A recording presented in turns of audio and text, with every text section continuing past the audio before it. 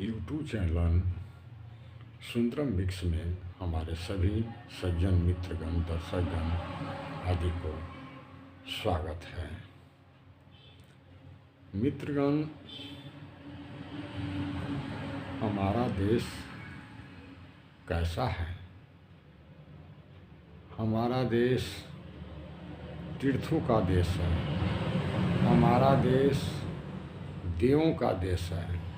हमारा देश मंदिरों का देश है। मेरा देश कृषि का देश है। मेरा देश अहिंसा का देश है। मेरा देश सभी जगह अध्यात्म का देश है। मेरा देश धर्म का देश है।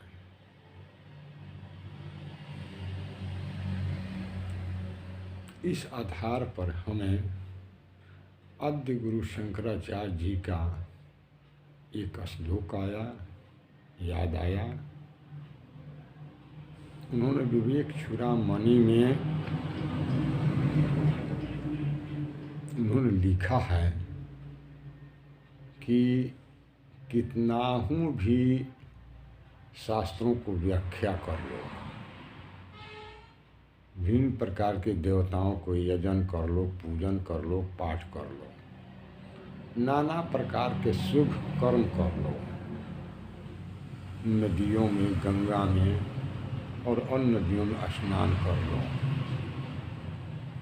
चाहे जो कुछ भी कर लो, लेकिन जब तक ब्रह्म और आत्मा का बोध नहीं हो जाता तब तक 100 ब्रह्माओं को बीत जाने पर भी, यानी 100 ब्रह्माओं के मतलब 100 कल्प जाने पर भी मुक्ति संभव नहीं है। यानी मुक्ति संभव के माने आत्मबोध होना संभव नहीं है। तो प्रश्न उठता है कि इतना हमारे देश में तीर्थ स्थल है, पूजा पाठ हमारे सभी धर्म भारतीय भाषी लोग करते हैं, तीर्थ जाते हैं, यज्ञ करते हैं, भजन करते हैं, भक्ति करते हैं, नाम पाठ करते हैं, पुराण वाचते हैं, तो क्या यह सब निर्थक है? नहीं, यह निर्थक नहीं है। मेरे यहाँ जो भी है कर्मकांड वह निर्थक नहीं है। तो क्या है? तो जितने भी हम लोग यजन, पठन, पाठन, भगवत स्मरण आदि जो भी करते हैं, उससे हमारे अंतःकरण में जो भी विकार है, लोभ, मोह, मद इत्यादि जो भी हो,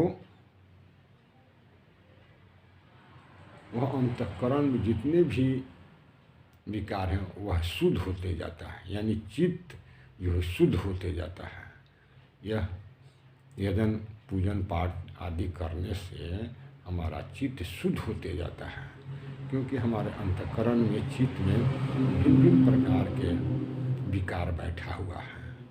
जब इन द्वारा जब चित्त में शुद्ध हो जाता है तो हमारे अंतःकरण चित्त में आत्मज्ञान का बोध उदय होता है।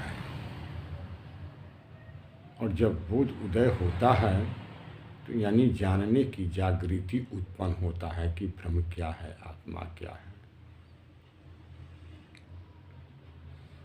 यह बोध उत्पन्न होता है और इसके माध्यम से ज्ञान द्वारा हम जानने की इच्छा करते हैं और तब हमें समयानुसार उस आत्मा का बोध, यानी ब्रह्म बोध या आत्मा का बोध होता है और तब वह लीला या संसार के समाप्त होता है। मुक्ति कोई देश देशांतर में नहीं है। मुक्तमय तो स्वयं है ही, लेकिन अज्ञान के कारण, अंतःकरण में विकार के कारण वह मुक्ति जो कि मैं आत्मा ही परमात्मा है, यानी आत्मा जो है परम होने के कारण इस आत्मा को परमात्मा कहा जाता है। यह अंतःकरण में विकार होने के चलते, आवरण होने के चलते, मल होने के चलते पहचान नहीं पाते हैं।